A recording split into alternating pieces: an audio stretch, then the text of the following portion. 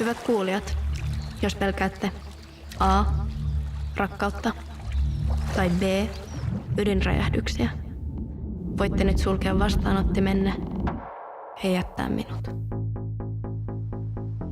Moi, hei, tervetuloa kotiin. Tässä taitaakin olla meidän uusi oppilas Miranda. Voitko tehdä mulle palveluksen? Näyttele mun ystävää.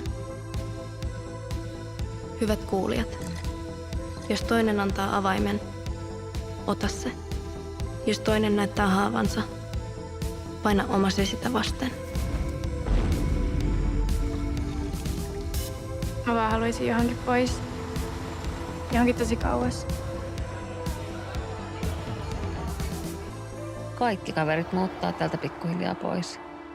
Mä oon täällä. Et sä oot tänne jäämässä.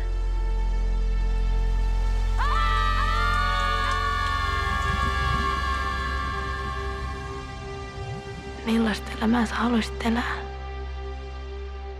Miltä susta tuntuu, että sun äiti on sairas? Miltä susta tuntuu, kun sä roikotat sun päätä ikkunasta?